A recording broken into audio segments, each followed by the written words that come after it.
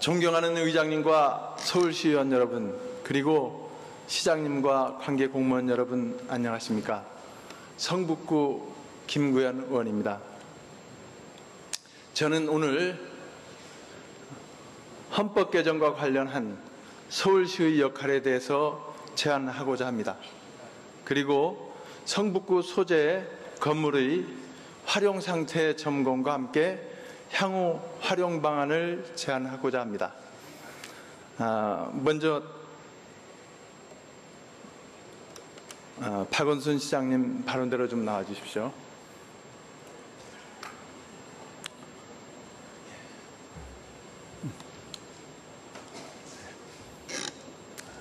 시장님, 여론조사에서도 드러나듯이 헌법 개정은 국민 대다수 요구입니다.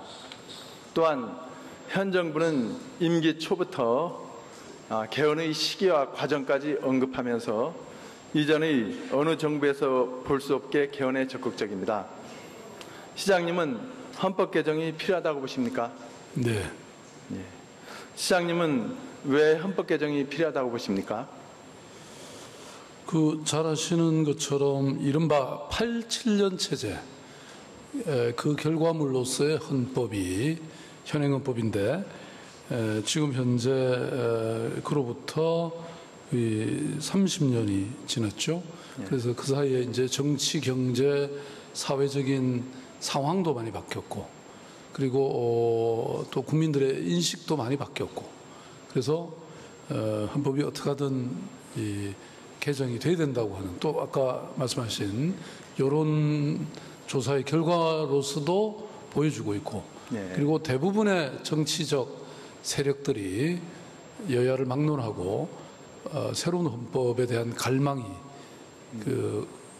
보편적으로 공통적으로 있다는 그런 생각입니다. 예, 옳습니다. 특히 우리 서울시 의원들을 포함해서 전국적으로도 지방분권형 헌법에 대한 요구, 이것이 대단히 크죠. 이와 관련해서 시장님은 지방분권형 개헌, 이제 지난번에 제가 4월 19일 날 한번 개헌을 하면서 시장님도 참가해 주시고 또 해서 감사하는데, 그때 지방분권 헌법 개정의 과제에 대해서 이제 우리가 이렇게 하는 것인데, 이런 지방분권형 헌법 개정이 현 정부가 제시하는 일정처럼 내년 초에 여야 합의에 의해서 안이 나오고 또 지방선거에 맞춰 국민투표에 의해서 이루어질 수 있다고 혹시 보십니까? 예, 일단 아까도 말씀드린 것처럼 헌법 개정에 대한 국민적 합의가 대체로 있는 상태고, 또 제정치 세력들이 대체로 동의하고 있는 바이고, 또 문재인 대통령께서도 내년 지방선거 시기까지는 개헌을 하겠다, 이렇게 이미 공약을 하셨고, 오늘도 사실은 제가 지금 좀 전에 청와대에서 오전에 시도지사 협의회 간담회에서도 비슷한 말씀을 하셨습니다. 그래서 아무튼 뭐 어느 때보다도 그 개헌의 가능성이 높고, 특히 그 아주 핵심적인 내용이 바로 분권형 개헌이다, 뭐 이런 생각을 하고 있습니다. 저도 1987년 개헌 과정이 지금도 생생히 기억나고 있는데, 그해 6월에 민주화의 단초를 만든 것은 광장에 나섰던 학생과 시민들이었습니다. 국민들은 직선제가 이제 대표 구호였지만, 그 속에서는 민주헌법 쟁취 국민운동본부 명칭처럼 민주화에 대한 간절한 바람이 담겨 있었습니다. 그러나 개헌안은 8인을 대표로 되는 당시 여야 정치권에 넘겨졌고, 그들이 이어간 게 절충에 의해서 5년 단임제 등 권력구조 변경 중심의 개헌안이 만들어졌습니다. 물론 당시엔 직선제와 정기적 선거가 정착된 것만으로도 큰 성과라고 할 수 있습니다. 그러나 민주주의 확장을 통한 서민 생활, 경제 전반의 민주화가 절박한 과제로 등장했는데도 불구하고, 시장님께서도 말씀하셨다시피 소위 87년 체제가 이어지고 있어 헌법 개정이 꼭 필요하다고 주장하는 바입니다. 지금 시장님, 지금까지 역대 정부마다 모두 개헌을 거론했습니다. 사실 첫 번째 개헌되고 들어왔던 노태우 정부부터 어떤 정부도 모두 개헌을 주장했고 거론했는데 결국 개헌이 실현되지 못했습니다. 시장님께서는 지금까지 헌법 개정에 걸림돌이 되어 온 게 무엇이라고 생각하십니까? 예, 특히 이제 이 지방 분권 개헌과 관련해서 좀 축소해서 말씀드리면 결국은 중앙 집권적 의식 때문이라고 생각합니다. 사실 뭐 오늘도 그 청와대에서 그런 얘기들이 나왔는데 사실은 헌법은 당연히 개정돼야 되지만 헌법이 개정되기 전이라도 현행 헌법 하에서도 고칠 수 있는 것들이 굉장히 많습니다. 이른바 지방 분권과 지방 자치를 저해하는 이런 법령이나 또 여러 이 중앙 정부의 정책, 뭐 예를 들어서 뭐 시행령, 또 이런 명령 규칙, 또 그런 정책들 이런 걸 고칠 것이 너무나 많은데 그런 게 안 된 이유는 결국은 이 지방 정부를 하나의 파트너로 생각하지 않는 그 말하자면 인식에 있다고 생각합니다. 저는 뭐 전 세계 어느 나라도 보면 이 지방 정부를 보통 로컬 거버먼트라고 이렇게 말합니다. 네. 그런데 우리는 지방 정부라는 말이 없잖아요. 지방자치단체라고 돼 있잖아요. 네. 이게 저는 우리 지방 정부를 파트너로 인정하지 않고 하나의 종속물이다 이렇게 생각하는 그 인식의 결과물이라고 생각합니다.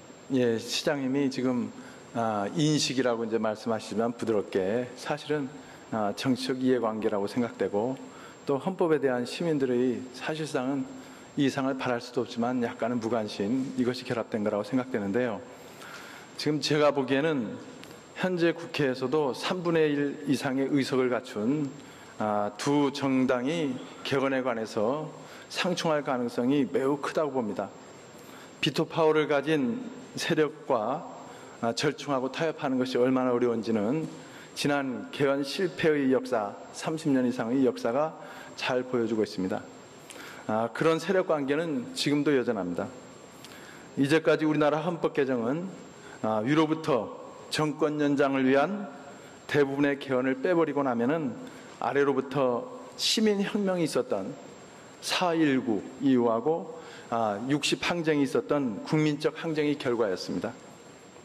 따라서 이번 개헌이 이루어지기 위해서는 촛불 집회를 능가하는 국민의 요구와 압력이 필수적이라고 생각합니다.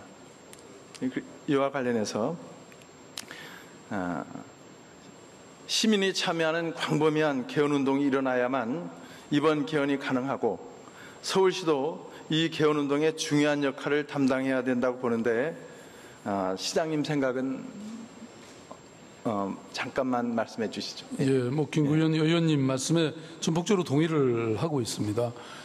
그야말로 아래로부터의 헌법 개정 요구와 압력이 있어야 그야말로 그런 국민적 요구에 맞는 합당한 그런 개헌이 될 것이라고 보고 있고요. 그러기 위해서는 지난번 사실 광화문의 촛불 시민들이 요구했던 것은 결국은 그 나라다운 나라 그리고 그것은 그야말로 분권과 자치에 저는 있다고 생각합니다. 왜냐하면 이게 그야말로 과도한 권력이 집중된 청와대의 권력으로부터 그것이 수평적으로는 책임 총리제라든지 이런 또는 국회와의 권력의 배분이고 또 수직적으로 보면 이런 지방 정부와의 권력 나눔이라고 생각하는데 뭐 그런 이 촛불 시민의 요구가 당연히 반영돼야 되고 그것은 분권 자치의 이런 다양한 운동들이 결국 그것을 현실로 가능하게 만들 거라고 생각합니다. 그 본 의원이 작년 말 예결 의원이었죠. 그래서 주장을 하면서 올해 헌법 개정이 초점이 될 것이니까 헌법 개정 운동을 촉진하는 것과 관련한 서울시 예산 편성의 반영을 요구했던 기억이 있죠. 그렇게 요구했었는데 지금 판단해 보니까 2017년 예산에는 이제 반영이 안 됐습니다. 그런데도 불구하고 어떤 것을 하고 있냐고 질의해 보니까 헌법도시 서울 계획은 하고 있다. 이런 얘기가 있었는데 헌법도시 서울은 사실상 올해 예산 편성에서는 없었던 사업이죠. 예. 작년부터 개헌에 대한 요구가 매우 높아졌음에도 불구하고 헌법도시 서울은 헌법 관련 사업에 대한 계획도 예산 편성도 없다가 급하게 계획을 세우고 각 부서의 기존 사업에 사업 내용을 대충 끼워 넣는 식의 계획으로 보입니다. 서울 시민을 대표하는 사람으로서 참 안타까운 생각이 들었습니다. 시장님, 헌법 개정 절차를 잘 알고 계시죠? 헌법 개정 발의는 누가 할 수 있습니까? 발의는 대통령과 국민이 예. 할 수 있죠. 네. 예, 국회 제적의원 과반수 예. 또는 대통령이 발의하도록 되어 있습니다. 그런데 지난 촛불 집회에서 우리가 외쳤듯이 대한민국은 민주공화국이고 모든 권력은 국민으로부터 나옵니다. 헌법을 통한 실질적 민주주의 보장을 위해서라면 우리 국민들도 헌법 개정안을 발의할 수 있어야 한다는 것 어떻게 생각하십니까? 뭐 당연한 일이라고 저는 생각합니다. 예, 감사합니다. 당연한 부분에 대해서 여러분들 중에서도 대한민국은 헌법이 경성헌법이고 개헌을 자주 하면 국가의 근간이 흔들릴 수 있다, 이런 우려가 이제 또 분명히 쟁점으로 또 나올 거라고 생각해서 이런 헌법 개정에 대한 우려는 선진국의 사례를 통해서 해소될 수 있게 잠깐 보여드리겠습니다. 최근까지 독일은 60여 차례 개헌을 했고 스위스는 150여 차례, 미국은 헌법 개정 절차가 그렇게 까다로운데도 18차례의 헌법 개정이 있었습니다. 헌법은 그것이 한계에 부딪힐 때는 개정을 통해서 새로운 내용을 갖춰야만 규범력을 유지할 수 있습니다. 지금 이와 관련해서 한 가지만 제안을 드리고 다음 주로 넘어가겠습니다. 정치권의 정략적 헌법 개정 시도를 넘어서는 국민의 압도적 명령만이 헌법 개정을 이룰 수 있습니다. 서울 시민이 광범위한 대중 참여의 시민 개헌 운동을 통해 개헌 과정에 참여할 수 있도록 다양한 방안 도출이 필요한 때입니다. 현재 서울시민대학과 생활 속 민주주의 학습 지원센터만으로는 충분하지 않습니다. 앞으로 시민들이 헌법에 지속적으로 관심을 갖고 민주시민으로서 직접 헌법 개정안을 발의하는 등 권리와 의무를 행사할 수 있도록 다양한 방안과 활동의 장을 마련해 주시길 제안드립니다. 네, 시장 감사합니다. 예.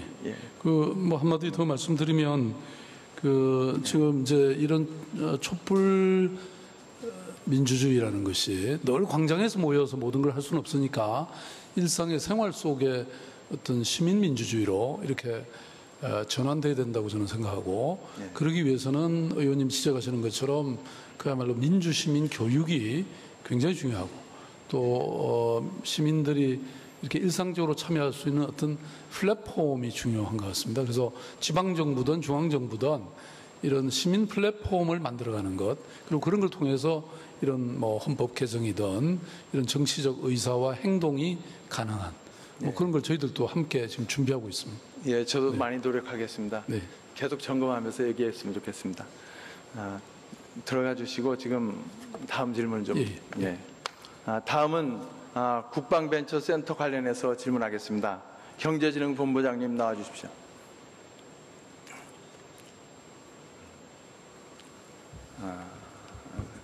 본부장님. 네, 의원님. 그 화면에 보이는 건물은 성북구 하울곡동 96-113번지의 국방벤처센터입니다.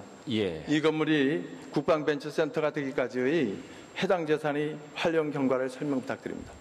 예, 이 시설은 2003년 2월에 그 벤처기업 육성에 관한 특별조치법에 따라서 방위사업청 출연기관인 잠깐만요. 네. 1990년도 건물이 생겼으니까 그때부터 얘기해 주세요. 예, 건물들이 이제 생기게 된 거는 그 당시에 아파트형 공장이라든가 이제 그런 시설이 좀 부족하고 도시명 제조라든가 무공해 공장에 대한 그 필요하다는 여론이 그 당이 상당히 높았던 걸로 알고 있습니다. 그래서 이 지역에 CUG를 활용해서 이 건물을 지어서 그런 시설을 운영을 하다가 2003년에 이르러서는 당시 이제 벤처기업 육성에 관한 상당히 열풍이 불었고 그러다 보니까 서울시하고 국방기술 품질원 하고 이거 다른 자치단체도 한 7개소가 이렇게 개소가 되어 있는데요.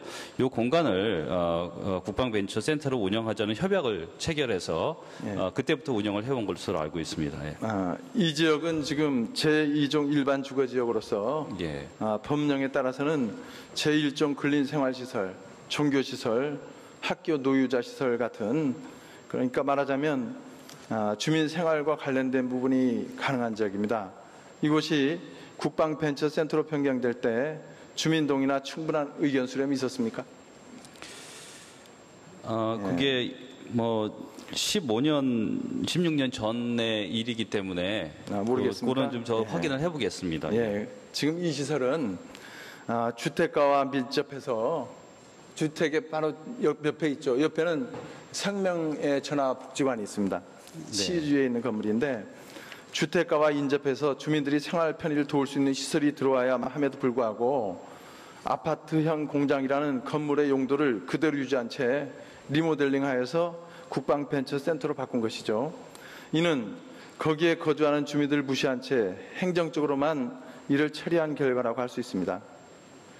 2002년에 구 아파트형 공장 활용 대안을 세울 당시 이 건물을 주민을 위한 공간으로 활용할 계획을 전혀 검토하지 않았다는 점이 지금도 이해가 가지 않습니다. 본부장님, 제가 국방벤처센터 입주 기업들의 기여를 받아봤는데요.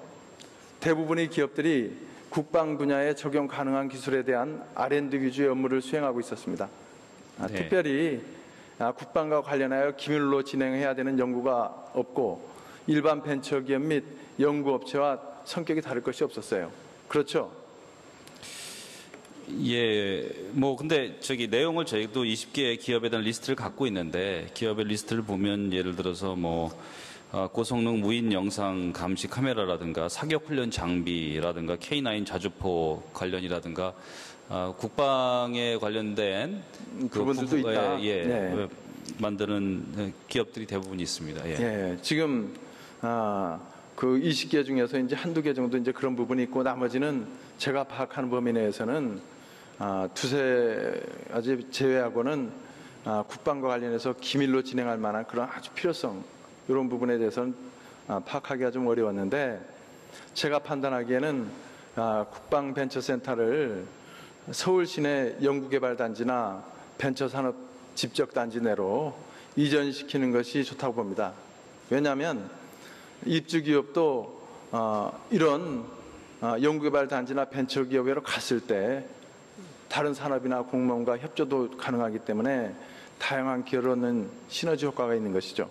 이에 대해서 좀 적극 검토해서 반영해 주시기 바랍니다. 우선 들어가시죠. 예. 예. 제가 마지막 구체적인 건 또 말씀 안 다시 드려도 질의할게요. 시장님 잠시 또 나와 주시죠.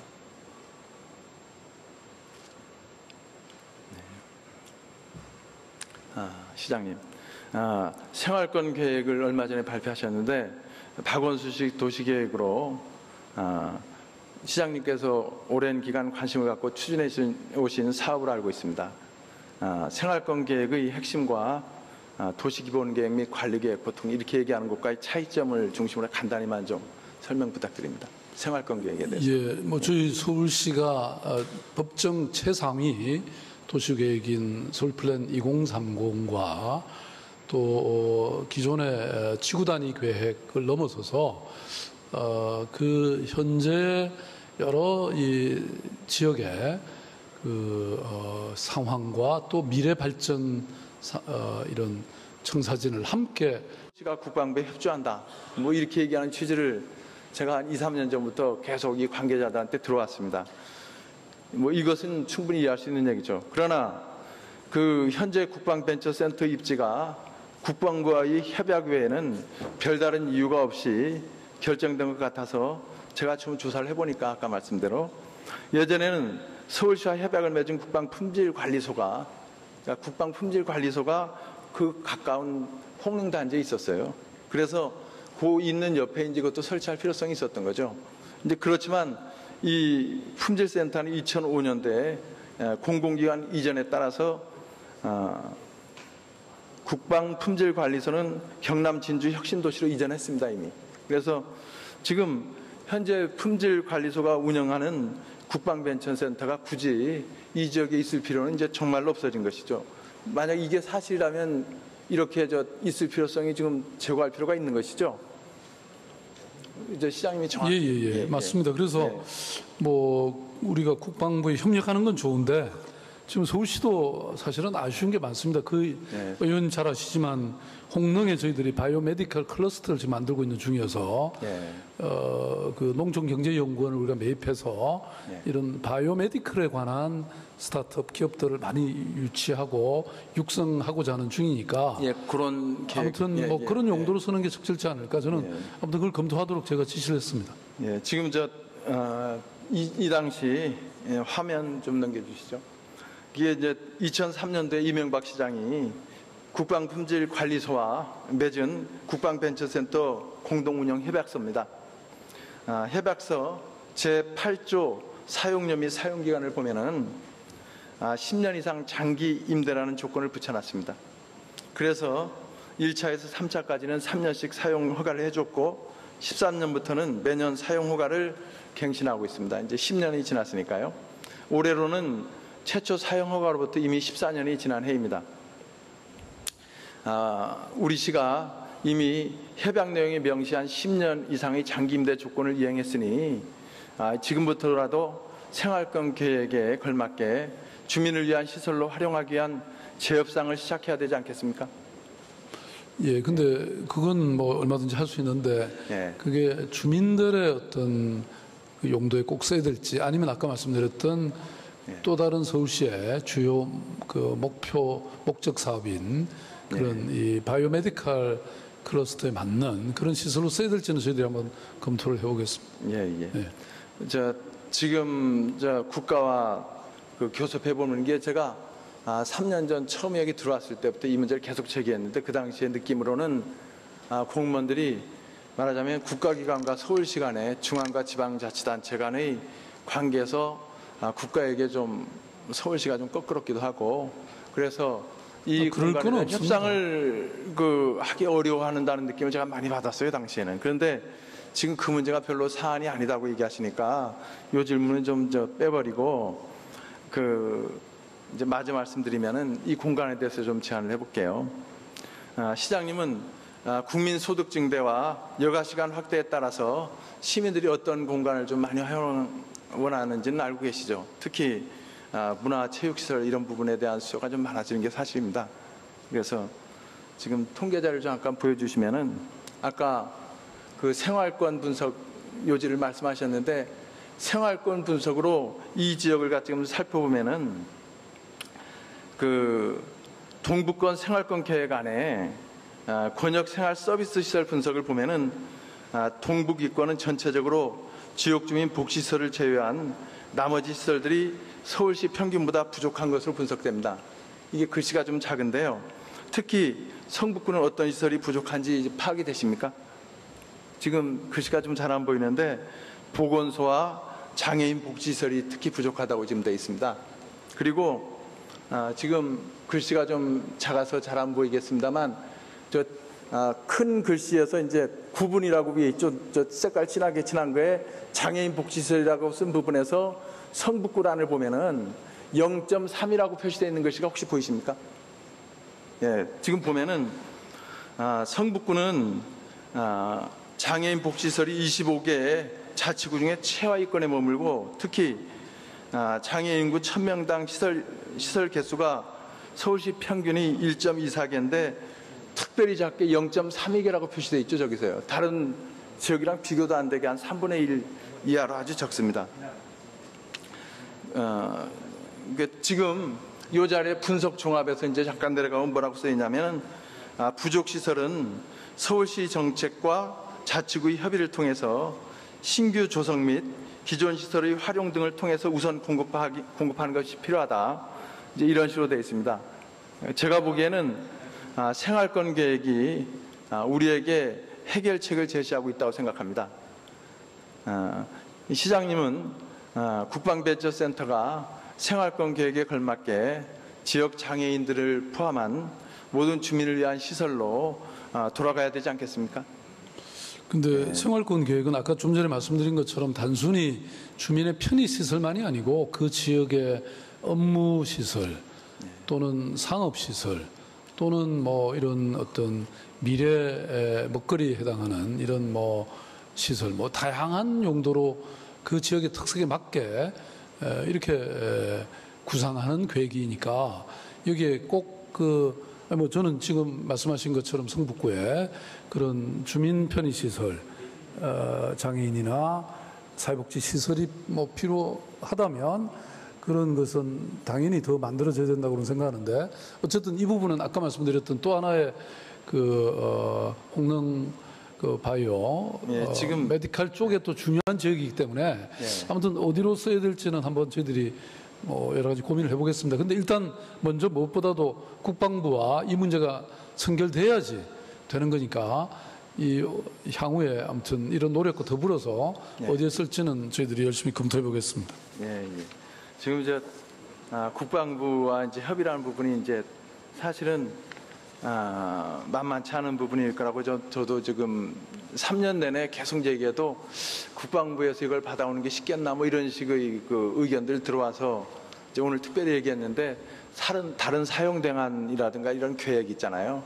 이런 부분이 참 염려되는 건 그 얘기가 정말 이제 임기가 시원이 얼마 남지 않았잖아요. 지금 이런 용도가 사실은 지역에서 요구되는 게 명백한데 다른 계획이 있다 이렇게 하면서 결국은 시간을 밀어버리는 이제 그런 결과만 되기 위한 공무원의 답변이 아닌가 이런 염려가 약간 되고요. 아니, 왜냐 이런 얘기를 하는 이유는 3년 동안 제가 계속 질의하는 동안에는 국방부가 요구하기 때문에 내년에도 또 1년을 연장할 것입니다라고 계속 저한테 답변을 해왔거든요, 지금까지. 그러다가 지금 제가 시정지를 준비하는데 이제서 이제 홍릉에다가 의료 단지와 관련된 것도 계획이 있습니다라는 얘기를 겨우 들었어요, 제가. 그래서 이 부분에 대해서 좀 더 검토하고 말씀드려야 될 것 같고 이 지역의 생활권적 이익, 주민들이 간절히 바라는 것은 다른 지역보다 저렇게 시설이 부족한 부분에 장애인 체육시설을 포함하는 어떤 복지시설이 들어서기를 대단히 바라고 있다. 이런 말씀을 좀 드리는 거고요. 네, 의원님, 저는 기본적으로 국방부의 이런 국방 벤처 산업을 키워야 된다는 것은 국가적 요구인데 문제는 그 비용을 정부가 되는 게 맞다. 특히 국방 예산이 지금 뭐 1년에 거의 우리 전체 예산의 30%에 해당할 정도의 아주 막대한 예산을 쓰고 있는데 뭐 가난한 서울시가 그것까지 될 이유는 없죠. 그래서 그거는 저는 정리하는 것이 맞다. 그렇게 입장을 정리를 저는 하는 것이 맞다 이렇게 생각하고. 감사합니다. 지금 오늘 오전에 이제 이게 계약이니까 계약은 얼마든지 변경할 수 있는 거죠. 옳습니다. 감사합니다. 지금 근데 그 답변을 듣고 싶었던 거죠. 근데 문제는 의원님 바라시는 것처럼 꼭 그 주민 생활 뭐 사실 여기에 또 이런 좋은 그 바이오메디칼의 스타트 기업들이 쫙 들어와 있어도요. 뭐 그 지역 발전에 오히려 도움이 되는 거니까 다만 아까 말씀하신 것처럼 그렇게 어두컴컴하게 하지 않고 지역 주민들을 위해서도 이렇게 뭐 시설은 개방해서 뭐 이렇게 하는 방법이 있다고 생각하니까요. 뭐 적어도 생각해 볼 수 있는 방법은 여러 가지가 있다고 봐요. 1층이라도 최소한 개방해서 주민들이 화장실이라도 이용할 수 있다든가 아니면은 그런 거는 충분히 최소한 그렇게 같이 협업하면 동네 사람도 좋아할 것인데 심지어 축제할 때 하나도 나와보는 사람이 있고 꽉 막혀 있거든요. 그 공간은. 하여튼 요 부분은 좀 계속 논의하면서 하고 주민들의 요구는 이 지역에 부족한 요 생활권적 요구를 하고 있다.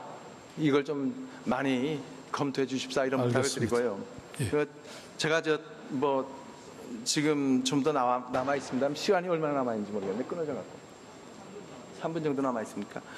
그러면은 시장님 제가 간단히만 말씀드리면 그 단기간 내에 14년간이나 운영해온 국방벤처센터를 이전하는 것이 쉽지만은 않을 것이다 이런 생각이 듭니다. 지금 당연히 국가가 부담해야 될 걸 우리 서울시 건물 이용하는 자체 있잖아요. 그래도 이제 또 국방의 목적도 중요한 것이니까 그것을 바꾸는 것이 쉽지만은 않을 거다 이런 생각이 드는데 좀 꼭 좀 해주셨으면 좋겠고요. 그 다음에 그 계획상으로 보건대는 아까 서동록 부장님도 잠깐 얘기하고 싶었겠지만도 그 창단기 계획을 세워서 그 지역에 지금 있는 형태의 국방배치센터가 있는 거는 사실은 연관성도 없고 그 있을 자리는 전혀 아닙니다. 이제 그거에 대해서는 좀 더 나은 서울시의 미래를 위해서 장단기 계획을 세워주시고, 그 다음에 지금 이런 계획을 세울 때 생활권 계획의 목표처럼 주민들의 목소리 있잖아요.